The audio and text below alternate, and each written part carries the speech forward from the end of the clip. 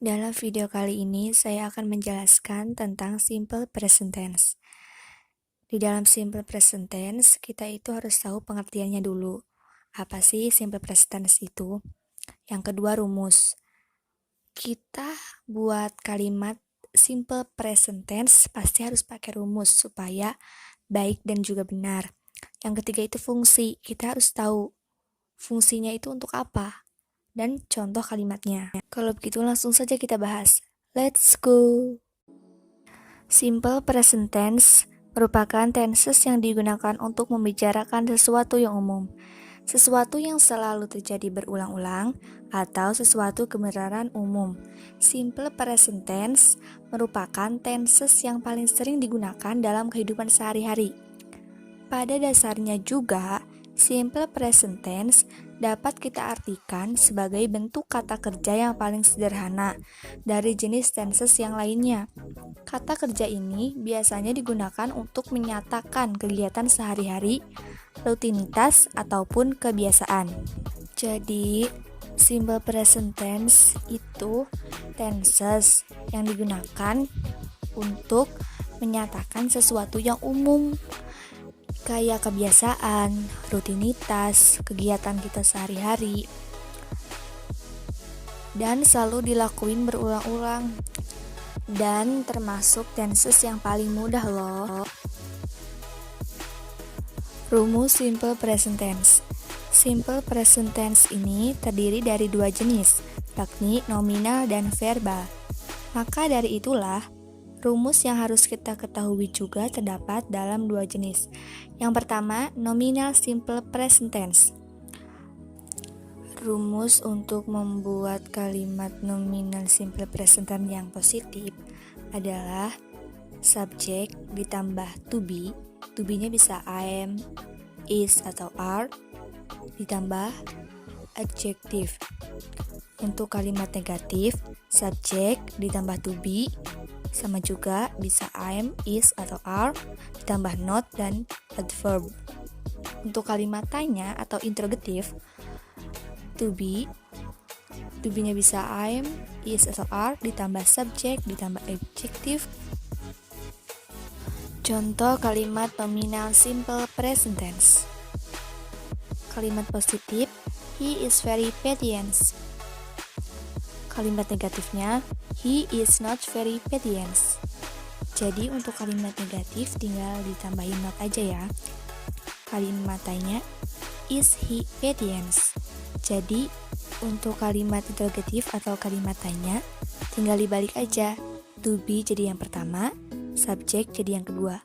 Untuk belakangnya tetap sama aja sih, cuma tinggal ditambah tanda tanya aja, karena itu merupakan kalimat tanya. Yang kedua, verbal simple present tense. Untuk membuat simple present tense, kalimat positifnya subjek ditambah verb 1 atau kata kerja ditambah objek. Untuk kalimat negatif, subjek ditambah do atau doesn't ditambah kata kerja ditambah objek. Untuk kalimat interrogatif atau kalimat tanya, does atau do ditambah subjek ditambah kata kerja ditambah objek. Contoh kalimat verbal simple present tense. Untuk kalimat positifnya, she goes to school. Kalimat negatifnya, she doesn't go to school. Tinggal ditambah doesn't aja setelah she. Kalimat negatif, does she go to school? Tinggal dibalik aja, does jadi yang pertama, she jadi yang kedua. Jangan lupa juga ditambah tanda tanya di belakangnya ya. Fungsi simple present tense. Di dalam sebuah kalimat, simple present tense ini berfungsi untuk digunakan dalam berbagai pernyataan umum. Apa sajakah itu? Berikut fungsinya. 1. Menyatakan kegiatan sehari-hari, daily activity. Sebelumnya, tadi sudah kita sebutkan bahwa tenses yang satu ini adalah menunjukkan aktivitas atau kegiatan yang dilakukan berulang-ulang. Aktivitas setiap hari dimulai dari bangun tidur sampai tidur lagi. Misalnya, I go to school every day. Aku pergi ke sekolah setiap hari. Yang kedua, menyatakan peristiwa yang umum dan tidak bisa dibantah. Misalnya pada kalimat, The sun rises from the east. Matahari terbit dari timur.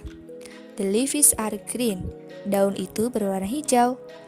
Yang ketiga, menyatakan permintaan atau perintah pada lawan bicara. Misalnya pada kalimat, Please sit down, Anna. Silahkan duduk, Anna. Keempat, menyatakan peristiwa yang sudah terjadi atau dijadwalkan. Fungsi simple present tense dapat memberikan pernyataan yang terjadi maupun akan dilaksanakan dalam waktu yang akan datang. Seperti, I'll be visiting grandpa's house every weekend. Aku akan berkunjung ke rumah kakek setiap akhir pekan.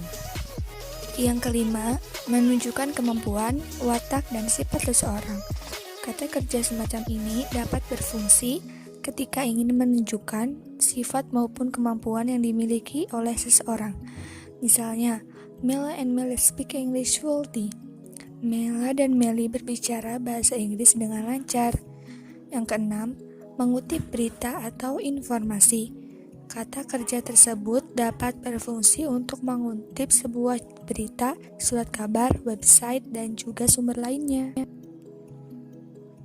Kata kerja yang sering kali kita gunakan biasanya adalah advise atau menasihatkan, mengatakan, mengingatkan. Misalnya pada kalimat, The announcement was not together and always keep our distance. Pengumuman itu memberikan peringatan agar tidak berkumpul dan selalu menjaga jarak. Ciri khusus simple present tense. Tenses atau kata kerja yang satu ini mempunyai berbagai macam ciri khusus. Di antaranya adalah yang pertama, predikat tense selalu berupa bar infinitif. Khusus subjeknya terdiri dari orang ketiga tunggal, seperti she, he, it, Cat, Stephen, and Susie. Kata kerjanya pasti akan memperoleh akhiran huruf S, ES, atau IS. Contoh kalimatnya, Jerry often plays the guitar. Jerry sering bermain gitar. Yang kedua, kalimat tanya. Dalam kalimat tanya akan dibentuk dengan menambahkan kata do atau does untuk kalimat verbal, sedangkan untuk to be, am, is, are kita gunakan untuk membuat kalimat nonverbal depan subjek. Yang ketiga, kalimat negatif. Sedangkan untuk kalimat negatifnya akan memperoleh kata do not atau don't atau does not, does atau doesn't dalam kalimat verbal. Begitu pula untuk to be, am, is, are dalam kalimat nonverbal di belakang subjek. Sedangkan bila kalimat verbal tersebut telah menggunakan kata das atau das, adanya akhiran huruf s, es, atau is dapat kita hilangkan dari kata kerja yang ada. Anda dapat membandingkan antara penggunaan do dan juga das. Yang keempat, time signal atau tanda waktu simple present tense. Tanda waktu yang sering digunakan dalam bentuk simple present tense yakni keterangan waktu untuk adverb of time atau juga adverb of frequency atau keterangan perulangan. Keterangan waktu atau adverb of time contohnya every year, setiap tahun, every month, setiap bulan, at 7, jam 7, here atau there, di sini atau di sana, every week, setiap minggu, in the morning, di pagi hari, every day, setiap hari, twice day, 2 hari sekali.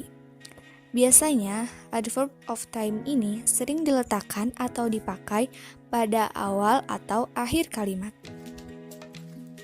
Keterangan perulangan atau adverb of frequency. Contohnya, seldom, sering, always, selalu, sometimes, kadang-kadang, as a rule, lazimnya, often, setiap, ever, pernah, nowadays, pada waktu sekarang, frequentile, di sini atau di sana, one in a while, kadang-kadang, normally, umumnya, commonly, biasanya. Biasanya, adverb of frequency ini sering diletakkan sebelum kata kerja atau sesudah to be. Contoh paragraf simple present tense. Setelah kita mempelajari secara detail dari tenses yang satu ini, mulai dari pengertian, rumus, fungsi, ciri, hingga contoh kalimatnya, maka perlu kita lakukan lagi pengembangan yang lebih jauh, yakni dengan mencoba membuatnya menjadi sebuah paragraf yang utuh. Dalam membuat paragraf ini, tidak melupakan kaidah dan ketentuan dari pola tenses tersebut, sehingga nantinya kalimat yang akan dirangkai menjadi paragraf akan memiliki alur cerita yang tepat, jelas, dan mudah dipahami. Contoh paragraf simple present tense. My name is Indah. Namaku adalah Indah. My full name is Indah Priscilia. Nama lengkapku Indah Priscilia. I am 17 years old. Aku berumur 17 tahun. Now I am a student in high school. Sekarang aku seorang pelajar di SMA. I am the second of 3 siblings. Aku anak kedua dari 3 bersaudara. My brother is named Akbar, while my younger sister is named Devika. Kakak laki-lakiku bernama Akbar, sedangkan adik perempuanku bernama Devika. I currently live in Indonesia with my father, mother, and grandmother. Aku tinggal di Indonesia bersama ayah, ibu, dan nenekku. At home I have pets, such as cats, rabbits, and fish. They are my favorite pets. Di rumah, aku mempunyai hewan peliharaan, seperti kucing, kelinci, dan ikan. Mereka semua adalah hewan kesayanganku. Sekian dari saya, semoga bermanfaat. Good luck!